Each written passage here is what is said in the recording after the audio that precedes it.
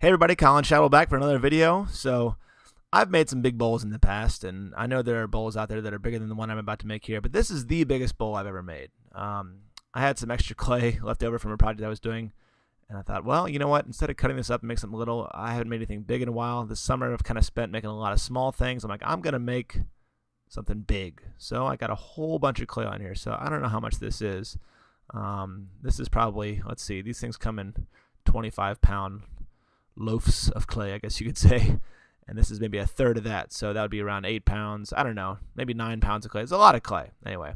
So whenever I'm doing something like this, it takes me a while to center. I mean, to center this whole thing up takes a long time, and then with these first pulls I tend to do palm pulls, so I'm really just trying to like use the bottom part of my palm to just get as much clay up to the pieces as I possibly can, and then slowly start pulling this guy out. You know, you never want to pull too much at once with these big giant pieces. You just kind of want to take it little by little.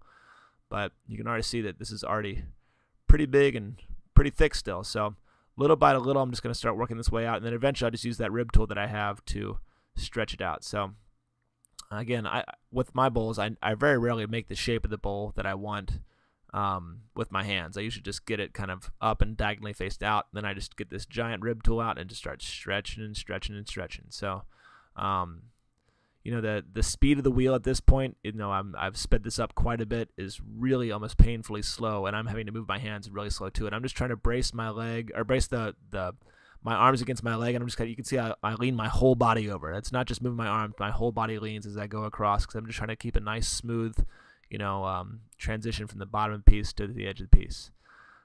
So this is really big, and you see I'm really focused on the outside, or on the inside. The outside I'll work on later when it comes to trimming. I just want to get a nice smooth bowl in shape. So actually I made this wider than my wheel, so I actually had to form I had a piece of like this PVC material that I used early in the year, and I just cut up a piece that was slightly bigger and drilled some holes in it that would fit in the pins of my wheel and put it on top of that. So you can see now that I have this flipped over, it's leather hard, and I'm just going through, and I sharpened this tool up to, like, I mean, you could shave with this tool that I have right now, and it just makes it so much easier. When your tools are sharp, it just cuts like butter, which is nice. So I got the outside nice and flat and kind of level with the inside of the bowl, and now I'm just going through and carving a really deep foot. I want to try to get this foot pretty thin on the bottom, and then just a nice easy round over for the actual foot itself. So I'm always tapping and checking for thickness. I don't want any part of this to be too thick. Even though it's supposed to be a huge bowl, I don't want it to be heavy at all. I want it to be as thin as I possibly can. So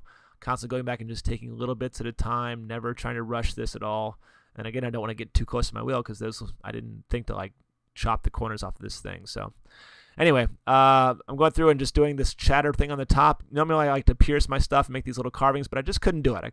I want this to be a bowl that you can actually put stuff in. So I'm just giving this a little chatter texture here, giving it some little lines to kind of start and stop the texture, and then I think that's going to be about it for me. So like when I did this carving, the bottom part of it kind of sagged in a little bit. So I'm just turning the bowl back over, centering it back up, and then just kind of using that rib tool on the inside to make sure that when you look down in the bowl, it looks like a nice, even, you know, goes down and comes right back up. There's not any bumps at the bottom or any kind of you know, imperfections. So going over there, just smoothing everything over, and then here's the final result. Now it doesn't look that big here, but this is a good, you know, 8-inch high. I don't know what the diameter of it is, but it's probably 14 inches across diameter. So the biggest bowl I've ever made.